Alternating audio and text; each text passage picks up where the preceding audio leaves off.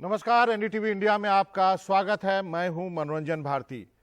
Corona vaccine की शुरुआत जो है अब होने ही वाली है और हर राज्य जो है अपने अपने तरीके से इसकी तैयारी कर रहा है। हालांकि अभी जो वैक्सीन लगेंगे वो फ्रंट लाइन वर्कर्स को लगेंगे, यानी हॉस्पिटल में जो काम करते हैं या जो पुलिस या बाकी इस तरह के लोग हैं उनको ही लगेंगे। लेकिन क्या तैयारियां हैं, इसके लिए हम सीधे चल सकते हैं हिमाचल प्रदेश के मुख्यमंत्री जयराम ठाकुर साहब हमारे साथ हैं। सर, आपका बहुत बहुत स्वागत है। आज आपने वक्त निकाला एनडीटीवी से बात करने के लिए। मेरा पहला सवाल है कि हिमाचल एक थोड़ा सा दुर्गम राज्य माना जाता है, किस तरह की तैयारियां आपने की है फ्रंट लाइन वर्कर्स को वैक्सीन देने के लिए? हिमाचल प्रदेश में कोरोना वायरस के लिए जो वैक्सीन बन करके आई है वो हमको उपलब्ध हो गई है और हमने पिछले कुछ दिनों से लगातार इसमें तैयारी के लिए काम किया है और कहीं कमी ना छूटे इसके लिए बार बार रिहर्सल हुई है। स्टेट लेवल पर ड्राई रन हुआ, डिस्ट्रिक्ट लेवल पर ड्राई रन हुआ, कोल्ड चेन को पूरी तरह से मेंटेन किया है और उसके साथ साथ में जो हिमाचल प्रदेश को जो वैक्सीन जो मिल रही है वो सीरम इंस्टीट्यूट की ओर से मिल रही है। 93,000 डोजेज मिल रही हैं, 93,000 डोजेज मिल रही हैं और उसमें फर्स्ट फेज में हमारी ओर से यही है जो पूरे देश भर में तय हुआ है कि जो हमारे हेल्थ केयर वर्कर हैं, फ्रंटलाइन वर्कर्स हैं, उनको हमने इस डोज को देना है और उसमें उनकी संख्या लगभग हिमाचल प्रदेश में 1,35,000 बनती है कुल मिलाकर के। फ्रंटलाइन वर्कर्स और हेल्थ के हमारे जो वर्कर्स हैं, हेल्थ केयर वर्कर्स जो हैं, फ्रंटलाइन जो काम करने वाले हैं, तो जहां जहां वैक्सीन हमने करनी है तो उसके लिए तैयारियां पूरी तरह से पूर्ण कर दी जा चुकी हैं और उसके साथ साथ में कल सुबह 10:30 बजे के बाद ये वैक्सीनेशन का काम जो शुरू हो जाएगा। और हिमाचल प्रदेश में एक हमने स्टेट लेवल सेंटर शिमला में और उसके बाद 2 जोनल लेवल के सेंटर हमने, रीजनल सेंटर जो है वो धर्मशाला और मंडी में एस्टेब्लिश किए हैं जी। और कुल हिमाचल में 386 कोल्ड चेन पॉइंट्स हमने डिसाइड किए हैं इसमें, जहां पर इस वैक्सीन को रखा जाएगा।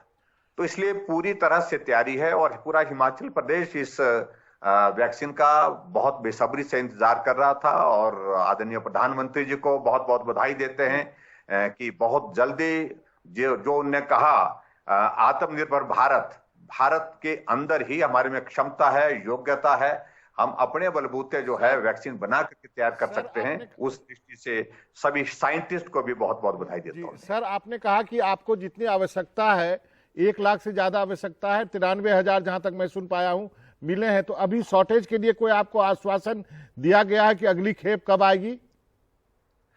जी, उसमें बड़ा साफ जैसा है कि ये फेजेज में आती रहेगी और उपलब्ध जैसे होती रहेगी उसी तरह से इसका प्लान हमने किया है। फिलहाल हमको 93,000 डोजेज उपलब्ध हो गई है फर्स्ट फेज में और फर्स्ट फेज में जो उपलब्ध हुई है तो इसके लिए भी अभी बहुत सारा वक्त लगेगा अभी, क्योंकि पूरे दिन भर में एक साथ सब जगह ये करना संभव नहीं होता है और क्योंकि इसके लिए जो प्रोटोकॉल तय किया गया है, पूरा रजिस्ट्रेशन की कंफर्मेशन के बाद फिर वहां सारी कुछ एक फॉर्मेलिटीज होती हैं वो भी पूरी की जाएंगे। फिर वैक्सीन का पूरा प्रोसीजर जो नेशनल लेवल पर तय हुआ है उसको पूरा करने के बाद आधे घंटे तक उनको आराम करना है।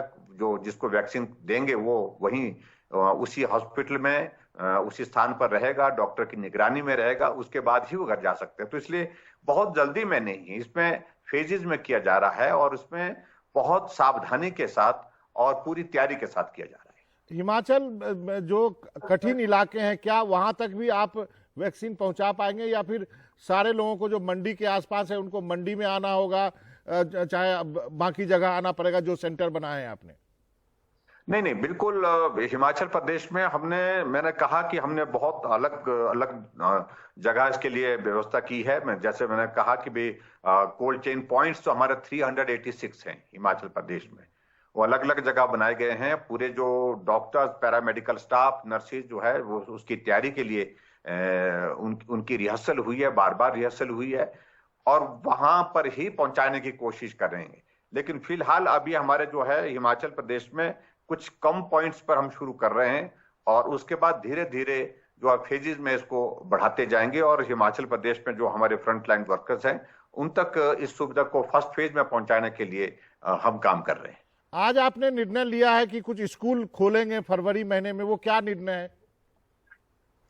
नहीं, आज के निर्णय में तो कैबिनेट में हमने एक निर्णय यही किया कि हमारे अब स्कूल कॉलेजेस अब खुलने चाहिए। हिमाचल प्रदेश में इन दिनों में कोविड में बहुत बड़ा जो है वो काफी गिरावट आई है नंबर में और हमारे पास एक्टिव केस लगभग 800 के लगभग कुल रहते हैं।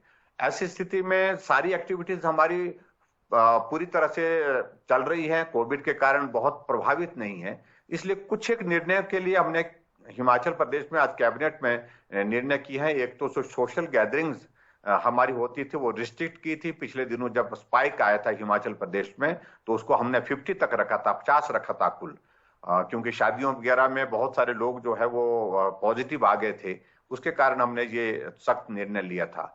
तो उस निर्णय में अभी हमने परिवर्तन किया और अब हमने ओपन स्पेस है वहां पर टोटल उस एरिया की कैपेसिटी के आधे पर जो है 50% कैपेसिटी के साथ जो है वहां पर हम सोशल गैदरिंग्स कर सकते हैं।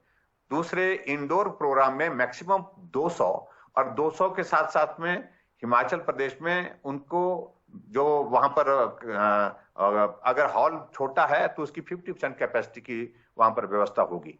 और जहां तक स्कूल कॉलेज खोलने की बात है उसमें हमने आज शेड्यूल जारी किया है और उस शेड्यूल के मुताबिक हम जहां अभी आप हमारे हिमाचल प्रदेश में सर्दी के मौसम के कारण जो है वो विंटर क्लोजिंग स्कूल है उनका शेड्यूल हमारा अलग से है और उसके बाद जो समर क्लोजिंग जो है उसके लिए हमने शुरुआत जो है वो पहले करने का निर्णय लिया है। तो आने वाले समय में मैं समझता हूं कि अब धीरे धीरे कोविड के साथ जीने की आदत डाल करके हमको आगे बढ़ना होगा। बच्चों का कैरियर, बच्चों की पढ़ाई बहुत ज्यादा प्रभावित हुई है, इसलिए स्कूल कॉलेजेस आने वाले समय में अब चलने चाहिए। जो हिमाचल के लोग हमारे यहाँ काम करते हैं उनका कहना है, उनकी एक शिकायत है कि सरकारी बसेस काफी कम चल रही है और ये इस वजह से प्राइवेट बसेस दुगुना किराया वसूल कर रहे हैं। बसेज की संख्या क्या कब बढ़ाएंगे आप? देखिए, ऐसा बसेस हमारी लगभग जितनी भी है पूरा फ्लीट अब लगभग चल पड़ा है और कुछ जगह हमारे हिमाचल प्रदेश में जहां बसों की संख्या हमने कम की थी उसकी वजह यह थी कि सोशल रिस्ट्रिक्शंस थी और उस वजह से थोड़ी बसें कम चली थी। लेकिन अब तो हमने पूरा बसों को संचालित करने के लिए कह दिया है और सभी बसें चलेंगी और चलने के साथ साथ में अब कहीं भी किसी भी रूट में जो बसें जो चलती थी उनमें किसी प्रकार की कठिनाई नहीं आएगी। और जो प्राइवेट बसों का आप कह रहे हैं कि वो ज्यादा किराए लेते हैं तो ये आपने ध्यान में लाया, इस चीज को हम थोड़ा चेक करेंगे। पर्यटन जो है आपके लिए एक जो है वो कमाऊ पूत की तरह है हिमाचल के लिए, तो वो उसके आंकड़े क्या कर रहे हैं? क्या लोग बेझिझक आने के लिए तैयार हैं? आपने दरवाजे खोल दिए हैं? बुकिंग्स क्या कह रही हैं?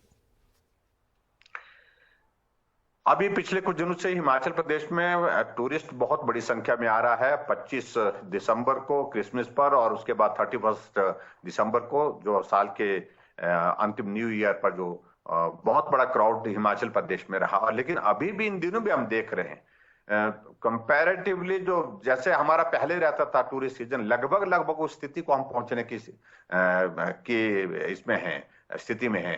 ऐसे में सबसे बड़ी बात है कि हिमाचल प्रदेश में कोविड के मामलों में गिरावट आना ये लोगों के लिए एक बहुत बड़ा उत्साह का एक बात है। वो लोग आना चाहते हैं, घूमना चाहते हैं, आनंद लेना चाहते हैं और मैं आने वाले समय में उम्मीद करता हूं कि अब हिमाचल प्रदेश में टूरिज्म का हमारा सीजन जो है विंटर सीजन अच्छा लगेगा और उसके साथ साथ में जब गर्मी का सीजन मार्च के बाद आएगा वो बहुत ही अच्छा रहेगा। हम उसके लिए तैयारियां कर रहे हैं और सबसे बड़ी बात हिमाचल प्रदेश में इस बार नई अट्रैक्शन के नाते अटल टनल रोहतांग जो है जिसका उद्घाटन आदरणीय प्रधानमंत्री जी ने किया, जो पूरे विश्व की सबसे लंबी इस ऊंचाई पर 10,500 फीट की ऊंचाई पर जो है वो टनल बन करके हुई है। लोग बहुत बड़ी संख्या में आजकल के दिनों में भी बर्फ के मौसम में भी उस टनल को देखने के लिए बड़ी संख्या में वहां पर पर्यटक आ रहे हैं और गर्मी के मौसम में मुझे लगता है कि और भी बड़ी संख्या में वहां पर लोग पहुंचेंगे। सर, जो विदेशी पर्यटक हैं, कहा जाता है कि ये बीमारी जो है विदेशी लेकर के आए और जो बाहर से आते हैं उनके लिए क्या रिस्ट्रिक्शंस हैं, क्योंकि बड़ी संख्या में जो विदेशी पर्यटक हैं वो हिमाचल जाते हैं। देखिए, विदेशी पर्यटकों के लिए जो हमारे केंद्र ने जो प्रोटोकॉल किया है, कोविड प्रोटोकॉल रखा है, उसके मुताबिक ही है। उसमें हिमाचल प्रदेश ने अलग से उसके लिए व्यवस्था की है, इस तरह की जरूरत भी नहीं है और हम उसी को फॉलो कर रहे हैं। लेकिन फिर भी उसके बावजूद हिमाचल प्रदेश में अभी फॉरेन टूरिस्ट जो है वो अभी मार्च के बाद ज्यादातर आता है। मार्च जो गर्मी के मौसम में ज्यादा आता है। तब तक के लिए हमको लगता है कि कोविड के मामले और भी नीचे चले जाएंगे। वैक्सीन आने के बाद और भी ज्यादा लोगों में एक उत्साह का माहौल है कि इसके बाद जो है अब हमको चिंता करने की आवश्यकता नहीं, हम बेफिक्र होकर के घूम सकते हैं, जहां टूरिस्ट डेस्टिनेशन पर हम रह सकते हैं, जा सकते हैं, वहां हमें कोई दिक्कत नहीं आएगी। ऐसा लोगों का महसूस करना आजकल के दिनों में है। ऐसी परिस्थिति में मुझे लगता है कि आने वाले समय में टूरिस्ट का सीजन, चाहे वो हमारे फॉरेन टूरिस्ट है, चाहे हिमाचल प्रदेश का, चाहे हिमाचल से बाहर पूरे देश भर से, वो अच्छी संख्या में हिमाचल प्रदेश में आएगा। एक चीज के ऊपर आपका ध्यान आकर्षित करूंगा। कुछ दिन पहले खबर आई थी कि कांगड़ा में कोविड पॉजिटिव पाए गए थे, तो हम सबको बड़ा आश्चर्य हुआ था कि इतने दूर दराज इलाके में ये बीमारी पहुंची कैसे। तो जाहिर है जो दिल्ली से गए होंगे उन्हीं से हुई होगी। ये देखिए, कोविड के मामले सब जगह से आए हैं। अब उसमें किसी एक क्षेत्र को, एक प्रदेश को, एक इलाके को दोष ठहराना, क्योंकि पूरे देश भर में कोविड के मामले सब जगह आ रहे थे। और मैं एक बात जरूर कहना चाहता हूं कि हिमाचल प्रदेश में ऐसी बहुत कम घटनाएं हैं, बहुत कम लोग संख्या है ऐसी जो टूरिस्ट के कारण कहीं पॉजिटिव आया हो। कोई टूरिस्ट बहुत ज्यादा नहीं है, थोड़े हैं। हमारा हिमाचल प्रदेश में जो अगर कोविड के मामलों में बढ़ोतरी हुई, उसकी वजह बीच में सिर्फ थोड़े वक्त के लिए जो पीक आया था वो ये था कि उस वक्त सोशल गैदरिंग्स पर रिस्ट्रिक्शन हटाई गई थी काफी लंबे अरसे के बाद। और उस वक्त जो है शादियों का सीजन था, त्योहारों का सीजन था, और लोग बड़ी संख्या में त्योहारों में, शादियों में पहुंचे। और उसके बाद वो कोविड का जो एक भय था, डर था, उसमें थोड़ा कैजुअल रहे, उसको गंभीरता से नहीं लिया, और उसका परिणाम ये हुआ कि संक्रमण बढ़ गया था। लेकिन टूरिस्ट के कारण हिमाचल प्रदेश में बहुत बड़ी संख्या कोविड की बढ़ी हो, ऐसी स्थिति नहीं रही है। नहीं, क्यों मैंने इसलिए पूछा कि जब मैंने पिछली बार आपसे कहा था कि आप हिमाचल कब खोलेंगे, तो आपने कहा था कि अभी तो उम्मीद मत कीजिए, ये 4-5 महीने पहले की बात है। लेकिन अब आज बातचीत करके लग रहा है कि आप भी पूरी तरह से तैयार हैं और आपने पूरी तैयारी कर ली है इस विंटर सेशन के लिए, और अब मार्च के बाद जो टूरिस्ट आएंगे उसके लिए। हाँ, निश्चित रूप से हम हिमाचल प्रदेश में बहुत, क्योंकि टूरिज्म हिमाचल प्रदेश की एक बहुत बड़ी इंडस्ट्री है और जिसमें बहुत सारे लोगों को रोजगार मिलता है, बहुत सारे लोगों को रोजगार के साथ आय का एक जरिया मिलता है। और हिमाचल प्रदेश में बड़ी संख्या में हमारे होम स्टे हैं, जहां लोग आते हैं, रहते हैं, एक एक महीना भी रुकते हैं, इससे भी ज्यादा समय के लिए रुकते हैं। तो एक बहुत बड़ा एक आय का एक जरिया है। और पिछले 1 साल से लगभग 8-9-10 महीने से जब से कोविड आया है, टूरिस्ट इंडस्ट्री जो है बहुत ज्यादा प्रभावित हुई है। और हम चाहते हैं कि अब जल्दी से जो है ये कोविड का दौर समाप्त हो, टूरिस्ट आए और हमारे हिमाचल के लोगों को रोजगार, और रोजगार के साथ आय का जो जरिया है उसमें बढ़ोतरी हो, उसमें लाभ मिले। जी, आपने सही कहा सर। हमारी शुभकामनाएं आपके साथ है। आपने वक्त निकाला एनडीटीवी से बातचीत करने के लिए। जयराम ठाकुर साहब, आपका बहुत बहुत धन्यवाद। थैंक यू, बहुत धन्यवाद, बहुत धन्यवाद। Thank you sir.